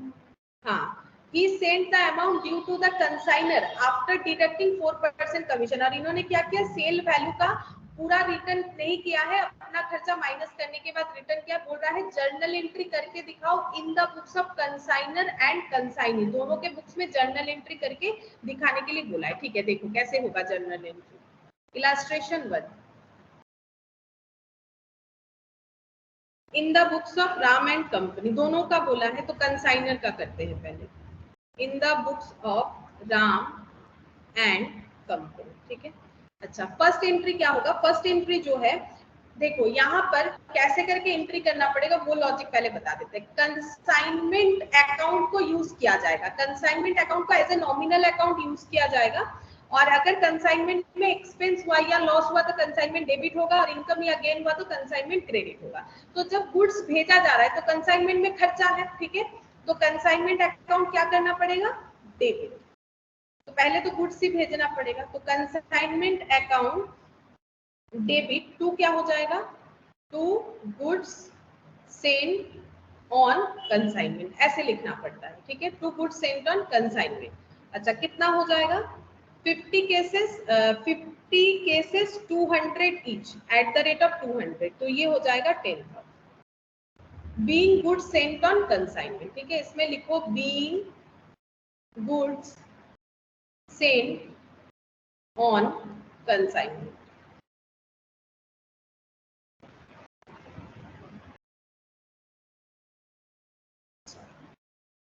नेक्स्ट क्या होगा, नेक्स्ट देखो क्या दिया है, इसके बाद बोला है कि कंसाइनर ने कुछ खर्चा किया गुड्स को भेजने के लिए, consignor pays 200 for insurance and for freight 300, ठीक है, तो इसका क्या होगा, फिर से कंसाइनमेंट में खर्चा, तो क्या लिखेंगे, कंसाइनमेंट अकाउंट डेबिट टू क्या लिखना पड़ेगा, कैश, क्योंकि ये खर्चा हम लोग किसके बुक एंट्री करें, कंसाइनर का, और कंसाइनर का खर्चा हुआ है तो कंसाइनर अपने पॉकेट से दिया होगा, मतलब उसका कैश आउटफ्लो हुआ है, पेड बोल दिया है, देखो यहाँ पर पेड बोल दिया है, तो ये हो गया हम लोग का बीइंग एक्सपेंसेस पेड, ठीक है, ये एंट्री हो गया।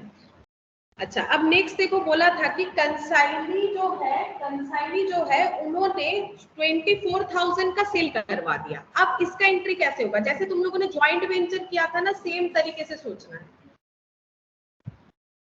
नहीं, सेल करने से नॉर्मल एंट्री क्या होता है, नॉर्मल क्या होगा, कैश टू सेल, लेकिन कैश तो हमारे पास नहीं आ रहा है, कैश किसके पास आ रहा है, कंसाइनी के पास, तो उससे लेना पड़ेगा, तो उसको डेबिट करेंगे, उसका नाम यहाँ पर दिया हुआ है, क्या दिया हुआ है, नाथन, ठीक है, तो लिखो नाथन अकाउंट डेबिट, क्योंकि हमें पैसा किससे मिलेगा, कस्टमर से तो नहीं मिलेगा, कस्टमर से तो नाथन ले रहा है, तो हमें किससे मिलेगा, नाथन से मिलेगा, और सेल की जगह किसको क्रेडिट करना पड़ेगा, जैसे ज्वाइंट वेंचर को करते थे, यहाँ पर किसको करेंगे, कंसाइनमेंट को, क्योंकि नॉमिनल अकाउंट की जगह क्या यूज करना पड़ेगा, कंसाइनमेंट अकाउंट। कितने का सेल कर दिया है, 24,000 का। देखो नॉर्मली होता है कैश टू सेल्स होता है, ठीक है, कैश टू सेल्स होता है, या फिर डेटर टू सेल होता है, चलो डेटर टू सेल होता है, यहाँ पर डेटर तो नहीं हो रहा है, पैसा किसके पास है, नाथन के पास, नाथन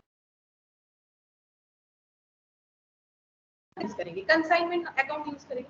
अच्छा, अब यहाँ पर देखो नाथन ने बोला है कि उसने क्या क्या खर्चा किया है, देखो नाथन ने बोला है कि उसने 50 rupees dock duty, carriage, warehouse, ये सब मिला के कितना हो रहा है, 50 प्लस 20 70, 70 और 130 कितना हो जाएगा, 200 का खर्चा किया है, ठीक है। अच्छा, अब इसका एंट्री क्या होगा, तो देखो नाथन ने खर्चा किया है, लेकिन वो लेगा किससे, मतलब नाथन ने खर्चा किया है लेकिन वो तो लेगा किससे, राम एंड कंपनी से ही लेगा, तो राम एंड कंपनी अपने बुक्स में क्या एंट्री करेगी कि मेरा खर्चा, फिर से कंसाइनमेंट को क्या करेगी, डेबिट करेगी, हाँ, consignment to Nathan, consignment account debit 200, और जैसे नाथन से पैसा मिलता है तो नाथन को डेबिट करते हैं, नाथन को अगर पैसा देना है तो नाथन को हमें करना पड़ेगा क्रेडिट, ठीक है। अच्छा, इसका नरेशन होगा बी, यहां पर लिखो सेल प्रोसीड्स एट 24,000, और इसका लिख लो B expenses paid by Nathan. अच्छा, अब नेक्स्ट देखो क्या बोल रहा है, ये बोल रहे हैं कि मुझे 4% कमीशन का बात हुआ था, तो 4% कमीशन को भी ड्यू करना पड़ेगा, तो क्या एंट्री करेंगे, कंसाइनमेंट में फिर से खर्चा, तो कंसाइनमेंट अकाउंट डेबिट टू क्या हो जाएगा नाथन, ठीक है, फिर टू नाथन ही होगा, लेकिन ये कमीशन का है तो मैंने इसे अलग से कर दिया क्योंकि इसका हमें कैलकुलेशन खुद से करना पड़ेगा ना। तो सेल कितना हुआ था 24,000 और उस पे कितना परसेंट कमीशन का बात हुआ था 4%, तो कितना हो जाएगा 960, है ना, 960। तो by commission due to Nathan ऐसे लिख सकते हैं, ड्यू टू नाथन। अच्छा, अब देखेंगे कि हम लोग का कितना जो है क्लोजिंग स्टॉक है वो देखना पड़ेगा, ठीक है, और कितना क्लोजिंग स्टॉक तो कुछ होगा नहीं क्योंकि देखो सभी बिक गया है बोल रहे हैं ना, ये देखो सेल कर दिया सारा, तो यहाँ क्लोजिंग स्टॉक निकालना नहीं पड़ेगा। अब बिजनेस का प्रॉफिट लॉस देखेंगे, ठीक है, प्रॉफिट लॉस देखो तो कैसे देखोगे, कंसाइनमेंट का डेबिट क्रेडिट देखने से ही पता चलेगा। कंसाइनमेंट देखो, हम यहाँ पर एक डेबिट कॉलम बना लेते हैं और यहाँ एक क्रेडिट कॉलम। कंसाइनमेंट डेबिट हुआ है 10,000, फिर से डेबिट हुआ है 500, ठीक है। अच्छा, अब आगे देखो, यहाँ पर फिर से कंसाइनमेंट क्रेडिट हुआ है 24,000, कंसाइनमेंट डेबिट हुआ है 200, कंसाइनमेंट डेबिट हुआ है 960। चलो ये सबको ऐड करते हैं, इधर तो 24,000 है, 10 और 700 और 960 कितना होगा, 960 प्लस 700 और 10,000 कितना हो जाएगा 11,660 माइनस 24,000 कितना हो गया 22,000, गलत आ गया, 10,000 प्लस 500 प्लस 200 प्लस 960, 11,660 माइनस 24,000, 12,000, हाँ अब ठीक आया है, 12,340 ठीक लिखा है, लेकिन माइनस कुछ गलत हुआ था शायद मेरा। 12,340 का क्या हो गया प्रॉफिट, क्योंकि मेरा कंसाइनमेंट में क्रेडिट कितना दिख रहा है 24,000 और सारे डेबिट को मिला के कितना आया 11,660, तो मेरा प्रॉफिट हो गया। तो प्रॉफिट हुआ कितने का 12,340, इसको हम लोग कैसे लिखेंगे, प्रॉफिट होने से क्या लिखना पड़ेगा 2PL, ठीक है, 12,340 और डेबिट किसको करेंगे कंसाइनमेंट 12,340, और इसका नरेशन क्या लिखेंगे by profit on consignment, by profit on consignment.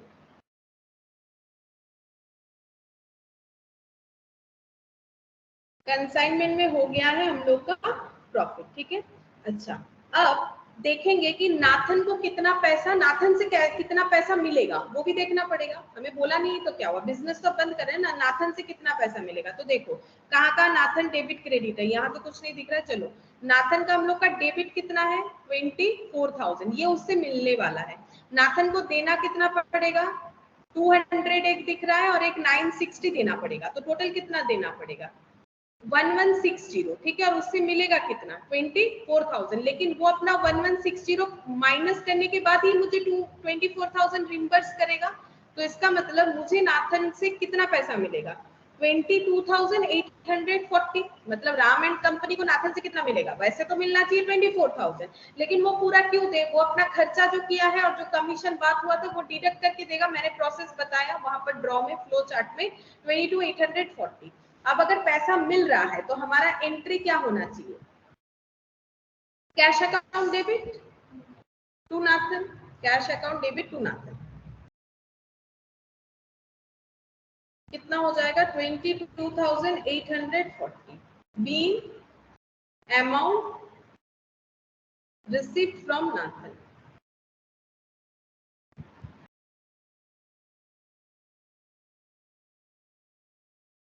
Received from Nathan.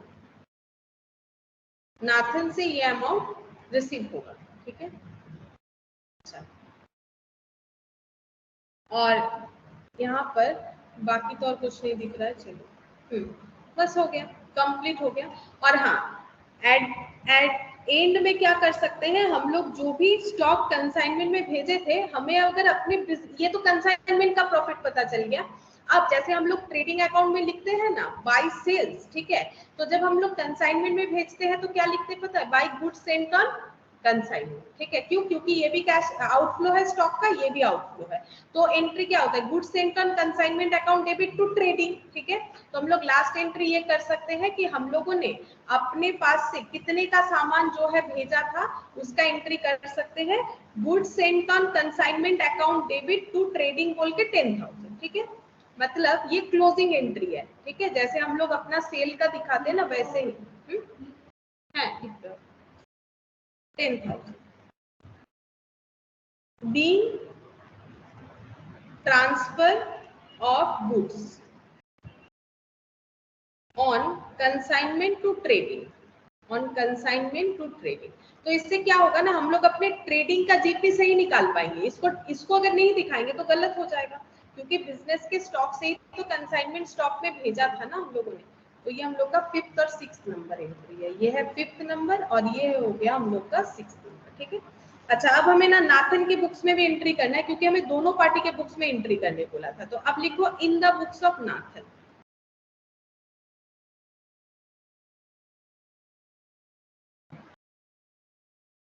Nathan के बुक्स में क्या एंट्री होगा, देखो, तो नाथन सबसे पहले क्या बोलेगा, नाथन ने क्या क्या ट्रांजैक्शन किया। उसने पहले 200 रुपए का खर्चा किया, वही कुछ वेयर हाउस और ये सब खर्चा किया, warehouse, carriage, dock duties. तो नाथन बोलेगा मुझे ये सारे पैसे किससे लेने हैं, राम एंड कंपनी से। तो वो एंट्री करेगा ऐसे, Ram and company account debit, उनको वो बना देगा डेटर, और टू क्या लिखेगा, कैश, क्योंकि फिलहाल तो उसके पॉकेट से कितना रुपया गया, 200 रुपया गया, लेकिन वो लेगा किससे, राम एंड कंपनी से। तो यहाँ पर लिखेंगे being expenses paid on consignment, ठीक है। कंसाइनमेंट में इतना एक्सपेंसेस उसने किया, और उसके बाद प्रोडक्ट उसके पास जैसे ही पहुंच गया, उसने बेच भी दिया 24,000 में, तो उसके पास ही पैसा आया है। तो एंट्री क्या होगा,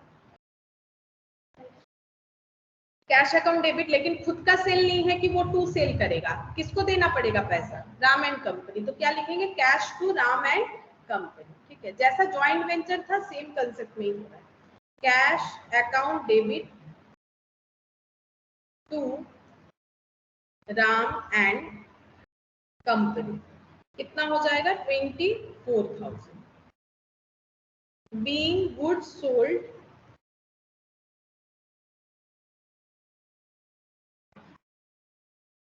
ऑन बिहाफ ऑफ राम, ऐसे लिख सकते हैं, on behalf of Ram and company. अच्छा, अब सेल जैसे ही हो गया, वो अपना कमीशन भी कैलकुलेट कर लेंगे कि मुझे कमीशन मिलेगा 960, हम लोगों ने थोड़ी देर पहले कैलकुलेट किया था। तो अब कमीशन किससे मिलेगा, राम एंड कंपनी से। तो फिर से राम एंड कंपनी को क्या करेंगे, डेबिट, राम एंड कंपनी को डेबिट करेंगे। जब भी पैसा मिलने वाला है तो डेबिट करो, देना है तो क्रेडिट करो। टू क्या होगा, कमीशन, ठीक है, क्योंकि कमीशन इनका खुद का इनकम है, सेल इनका खुद का नहीं है, तो टू सेल नहीं कर पा रहे, लेकिन कमीशन तो इनका इनकम है, तो ये टू कमीशन लिखेंगे, कितना हो जाएगा 960, ठीक है। Being commission due, being commission due.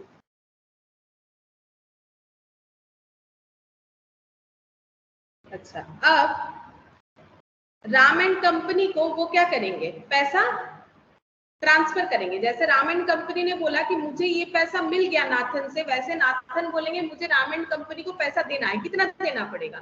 अगर तुम लोग इस पे भी कैलकुलेट करोगे तो देखना 22,840 ही आएगा।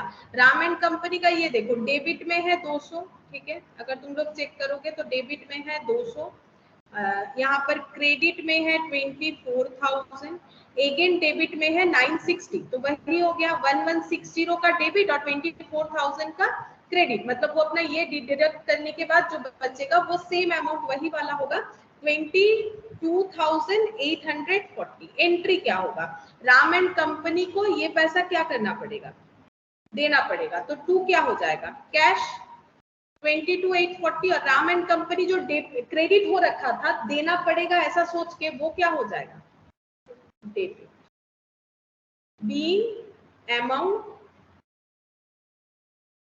पेड।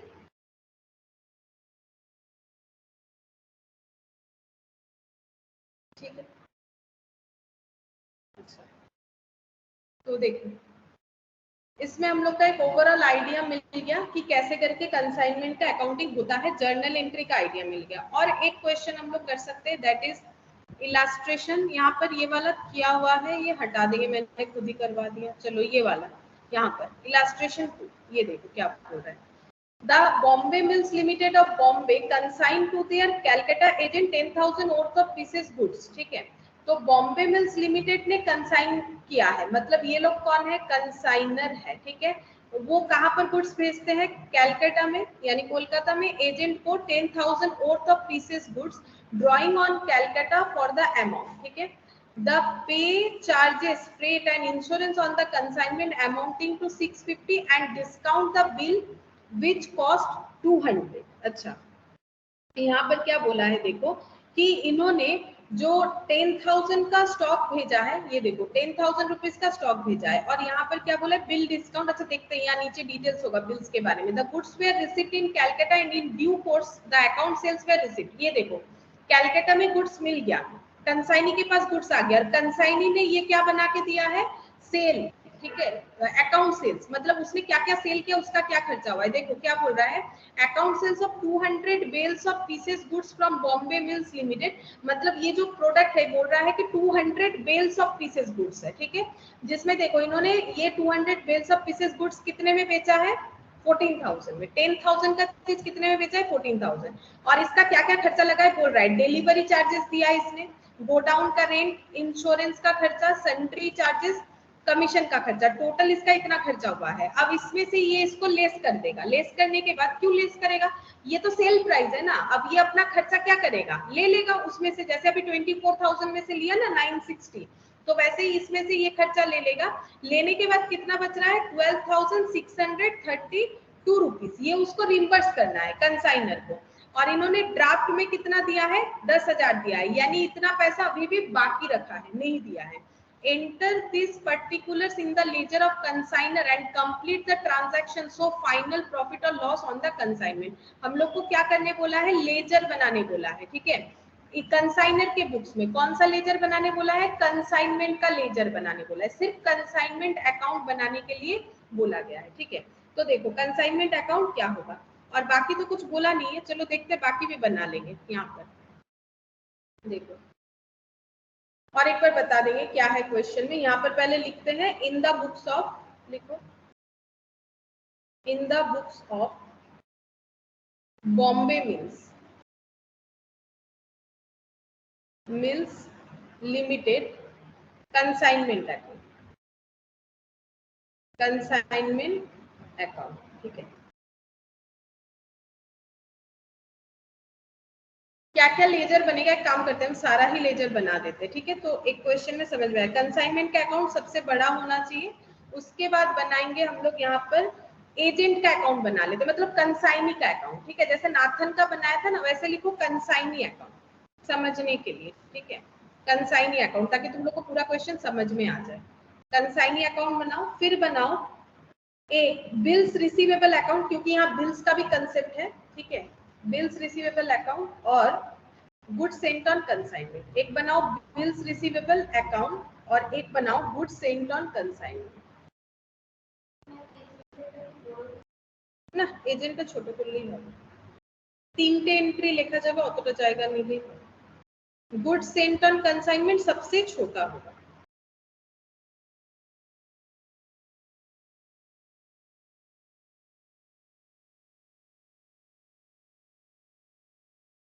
हम एक बार फिर से पढ़ देंगे क्वेश्चन और एक एक करके एंट्री पुट करेंगे तो तुम लोग को समझ में आ जाएगा।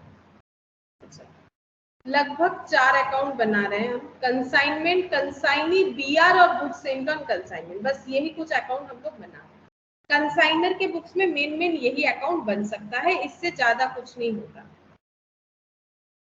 अच्छा, अब देखो क्या बोला है, द बॉम्बे मिल्स लिमिटेड, हम फिर से पढ़ रहे हैं, और बॉम्बे में जो बॉम्बे मिल्स लिमिटेड है उन्होंने कंसाइन किया है कैलकाटा एजेंट को 10,000 रुपीज का गुड्स, ठीक है। तो एंट्री क्या होगा, consignment account debit to goods sent on consignment, ठीक है। तो हम लोग कंसाइनमेंट में क्या लिखेंगे, to goods sent on consignment, कितना हो जाएगा 10,000, ठीक है। अब क्रॉस पोस्टिंग कर दो, गुड्स सेंट ऑन कंसाइनमेंट में क्या लिखोगे, बाई कंसाइनमेंट, बाई कंसाइनमेंट 10,000, ठीक है। अच्छा, अब नेक्स्ट पढ़ के बताते हैं, देखो फिर से, drawing on Calcutta for the amount, बोल रहा है इन्होंने कैलकाटा में जो एजेंट है इस अमाउंट के लिए बिल ड्रॉ किया है। ड्रॉइंग का मतलब होता है बिल ड्रॉ करना, ठीक है।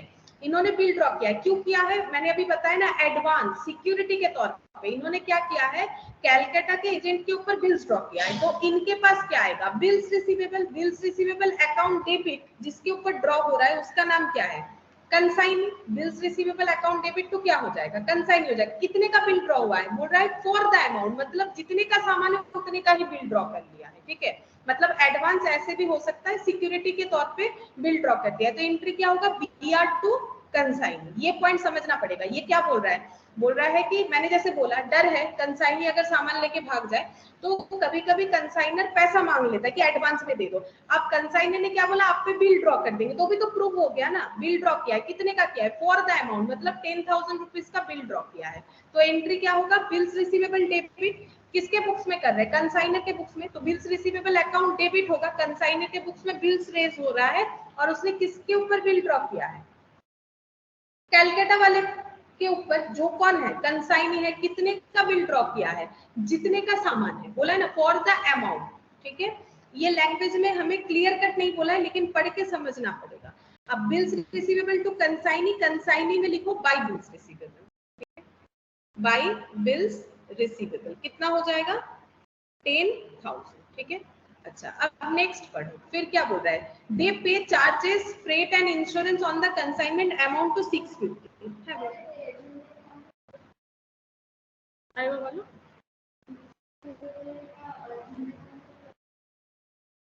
है कौन लो तो এই যে বাই বিলস হবে তো क्रॉस पोस्टिंग করতে হবে। अच्छा, अब देखो क्या बोल रहा है, they pay charges freight and insurance on the consignment 650 and discount the bill which was cost 200। बोल रहा है दे मतलब किसका बात हो रहा है, बॉम्बे मिल्स लिमिटेड का। कैसे पता चला, यहाँ पर देखो उन्हीं का बात हो रहा था, और ऊपर से ये भी बोला कि बिल्स डिस्काउंट करवाए। तो बिल कौन डिस्काउंट करवाएगा, जिसके पास बिल होता है। बिल किसके पास है, जो बिल्स ड्रॉ करता है, ड्रॉ किसने किया, बॉम्बे मिल्स ने किया। तो उन्होंने 650 पे किया, तो उन्हीं का business. Consignment account debit to cash होगा, ठीक है। तो कंसाइनमेंट में लिखेंगे हम लोग टू कैश। अच्छा, किस चीज का पे किया है, नाम लिख देते हैं, दिया हुआ है क्वेश्चन में, freight insurance, freight and insurance, कितने का 650 का, ठीक है। अच्छा, और इन्होंने बिल को डिस्काउंट करवाया है, ठीक है। अच्छा, बिल डिस्काउंट करने का एंट्री क्या होता है हम बता देते हैं। देखो, बिल डिस्काउंट करने से पैसा मिलता है, तो बैंक अकाउंट डेबिट, ठीक है, कितना होगा 650, 200 का डिस्काउंट हुआ है, 10,000 का बिल अगर 200 का डिस्काउंट हुआ है तो कितना पैसा मिलेगा 9,800, ठीक है। डिस्काउंट हुआ है तो डिस्काउंट डेबिट हो जाएगा, ठीक है, कितने से 200 से। टू क्या हो जाएगा, बिल्स रिसीवेबल, कितना हो जाएगा 10,000। तो इन्होंने बिल को टाइम से पहले ही क्या कर दिया है, जो है पैसा रिसीव करने का सोचा है, इसीलिए इनका बिल हो चुका है डिस्काउंट। अब ये एंट्री कौन कौन से अकाउंट में जाएगा, बैंक अकाउंट में जाएगा, डिस्काउंट अकाउंट में जाएगा, बीआर अकाउंट में जाएगा, जिसमें से हमारे पास अवेलेबल अकाउंट कौन सा है, बीआर। तो बीआर में पोस्ट करो बाई बैंक और बाई डिस्काउंट बोल के, ठीक है। बीआर में पोस्ट करो बाई बैंक और बाई डिस्काउंट, बाई बैंक और बाई डिस्काउंट 200, ठीक है। और कहीं पर भी ये एंट्री हमारा पोस्ट नहीं होने वाला, ठीक है। अच्छा, अब नेक्स्ट क्या बोला है, देखो यहाँ नीचे अकाउंट सेल्स का डिटेल्स भेज दिया है। किसने? कोलकाता में जो है उन्होंने, यानी कंसाइनी ने भेज दिया। बोला उन्होंने भेज दिया है 14,000 में सारा का सारा गुड्स। तो फिर एंट्री क्या होगा? कंसाइनमेंट में क्रेडिट होगा सेल, और पैसा किसके पास है? कंसाइनी के पास। तो बाई क्या हो जाएगा? कंसाइनी, क्योंकि एंट्री क्या होता है? Consignee account debit to consignment. तो कंसाइनी सेल प्रोसीड्स 14,000, ठीक है। अच्छा, अब कंसाइनी अकाउंट में लिखो to consignment sale 14,000, sale proceeds 14,000। अच्छा, अब देखो और बोला है कंसाइनी ने क्या क्या खर्चा किया वो बताए। Delivery charges, godown rent, insurance, sundry charges और कमीशन, सब मिला के कितना खर्चा हुआ है? 1368। तो ये सभी खर्चे के लिए वो क्या करेंगे? कंसाइनमेंट अकाउंट डेबिट होगा, और टू क्या होगा? कंसाइनी। ये सब खर्चा कंसाइनी को देना है, तो वो लिखेंगे ऐसे कंसाइनी। और सारे खर्चे का नाम ऐसे लिख सकते हैं हम लोग। डिलीवरी चार्ज, गोडाउन रेंट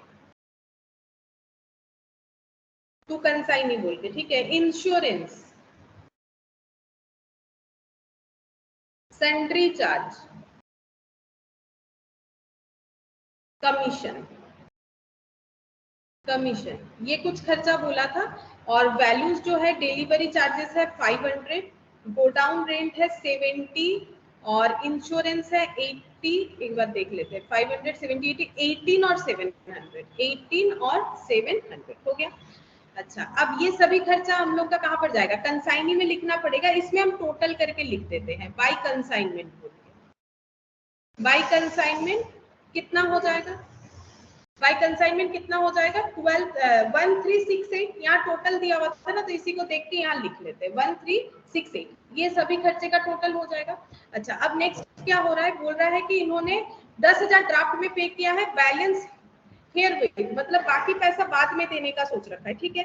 तो जो पैसा दे दिया है यहाँ पर, ऐसे देखो यहाँ पर और क्या करना पड़ेगा? पहले हम लोग कंसाइनमेंट में देख लेते हैं प्रॉफिट लॉस कितना हुआ, टोटल कर लो। ये तो बंद हो गया ना, और तो यहाँ कुछ होना नहीं चाहिए।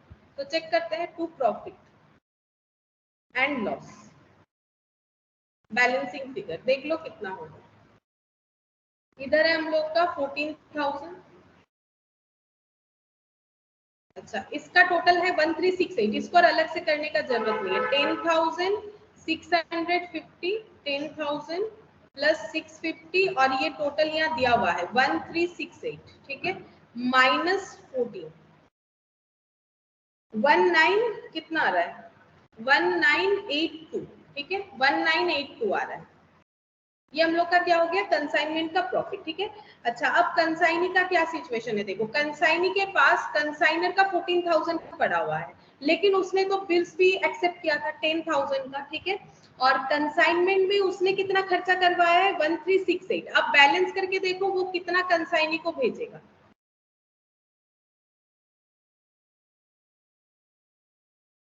14,000 उसे भेजना चाहिए, लेकिन उसने 10,000 का बिल एक्सेप्ट कर रखा है, तो फिर 10,000 तो कम देगा, और 1368 भी डिडक्ट कर लेगा, तो बचता है 2632। देखो वही दिया हुआ है, ये देखो 2632 यहाँ पर वही दिया हुआ है।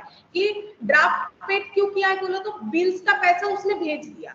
इन्होंने तो डिस्काउंट करवा दिया था बिल्स का। डिस्काउंट करवाने का मतलब है बैंक में जाकर डिस्काउंट करवा लिया होगा टाइम से पहले, लेकिन जब टाइम आया तो कंसाइनी ने अपना बिल्स का पैसा रिलीज कर दिया। ये देखो 10,000 रुपए, और बाकी जो 2632 है वो बैलेंस पे किया है। तो यहाँ बैलेंस करके भी देखो ना, वही तो आ रहा है यहाँ पर बैलेंस करके 2632, ठीक है। तो ये हम लोग क्या लिखेंगे? बाई बैंक, ठीक है। मतलब कंसाइनर को कंसाइनी से कितना मिलेगा? ओनली 2632 मिलेगा। अगर वो सोचेगा 14,000 मिलेगा, ये तो गलत बात है, मिलेगा ही नहीं, क्योंकि 10,000 का तो उसने ड्राफ्ट में बिल का पैसा भेज दिया था, तो उसे 10,000 मिल गया, बाकी 4,000 मिलना चाहिए। लेकिन वो अपना खर्चा भी तो माइनस करेगा। खर्चा माइनस करने के बाद बचता है 2632, तो इतना उससे मिल सकता है। अब यहाँ पर इसको क्लोज करो। बिल्स रिसीवेबल अपना बंद हो चुका है। देखो बिल्स को हम लोग क्लोज कर चुके हैं ना, बिल्स अगर मेरा है ही नहीं मेरे हाथ में तो ये तो मेरा क्लोज हो चुका है ऑटोमेटिक। और यहाँ पर क्या होगा, क्लोज कैसे होगा, इसमें क्या लिखना पड़ेगा, अभी सिखाया, टू ट्रेडिंग, ट्रेडिंग है ना, ट्रेडिंग लिखेंगे, ट्रेडिंग में ट्रांसफर होता है ये वाला 10,000। ट्रेडिंग में इसीलिए ट्रांसफर होता है ताकि हम लोग बिजनेस का प्रॉफिट भी पता कर पाए। ये तो कंसाइनमेंट का प्रॉफिट है, बिजनेस का प्रॉफिट भी अगर पता करना है तो हम लोगों को दिखाना पड़ेगा कि हम लोग का कितना स्टॉक कंसाइनमेंट में हम लोगों ने भेजा था, ठीक है, तभी हमारा, क्योंकि परचेस तो एक ही जगह पे किया है और कंसाइनमेंट में भेजा गया है, तो इस तरीके से होगा। अच्छा,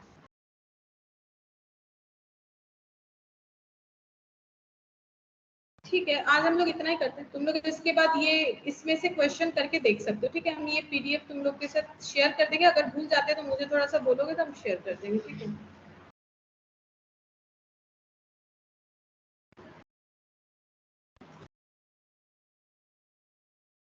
बाय मैम।